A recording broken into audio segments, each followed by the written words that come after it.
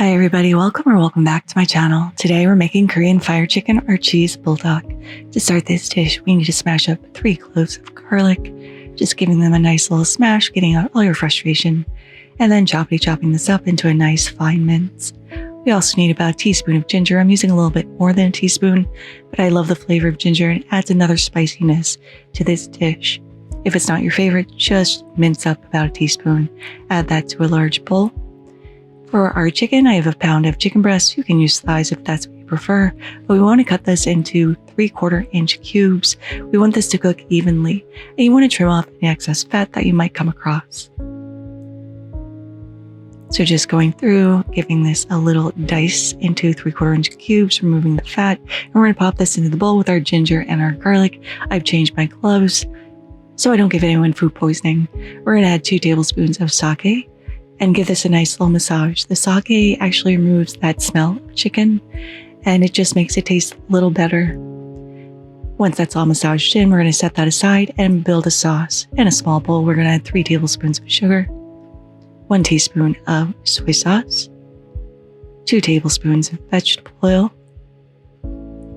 2 tablespoons of gochujang, the Korean chili paste, 1/4 teaspoon of black pepper, and 1/4 cup to 1/2 cup of gochugaru. This is the Korean chili flake, apologies. But just add as much or as little as you like. There's not a lot of heat to this. This is more for the color. We're giving this a really good mix until all those ingredients are well incorporated and the sugar has melted. And you can see this gorgeous bright brick red color, and you can smell all the spiciness from the gochujang. But look at that. Now we're going to add that to our chicken. And once again, changing gloves. And we're going to massage this throughout. You want to make sure all of your chicken is coated because you want everything covered in this fiery sauce.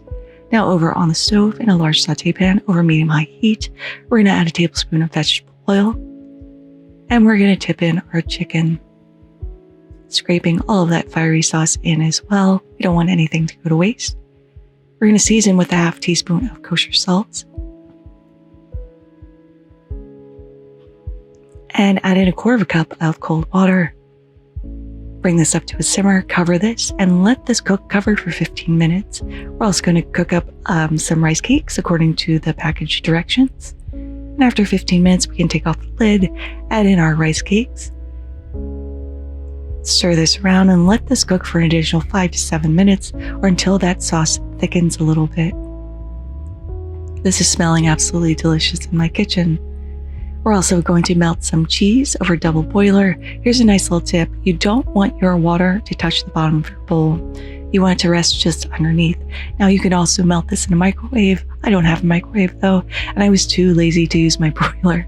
If you want to use your broiler, just sprinkle your cheese on top, place it under your broiler for 3 minutes, but just keep an eye on it.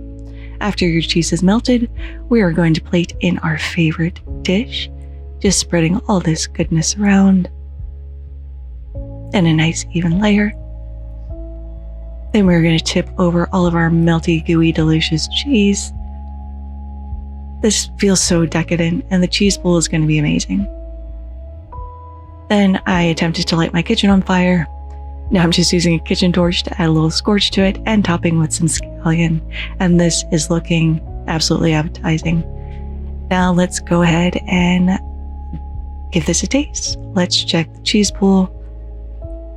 That is very, very, very satisfying. The chicken is still tender and very, very moist and tender. I think I said tender already. It is very spicy, but not super spicy. It is definitely spicy, but it's also sweet and savory. You get the chewiness from the rice cake. You get the creaminess from the cheese that kind of mellows out the fire of the chicken. And this is absolutely delicious. But there it is, Korean fire chicken, cheese, buldak. I hope you all try to make this in your home. Thank you so much for spending some time with me today. I really do appreciate it. If you liked this video, give it a like.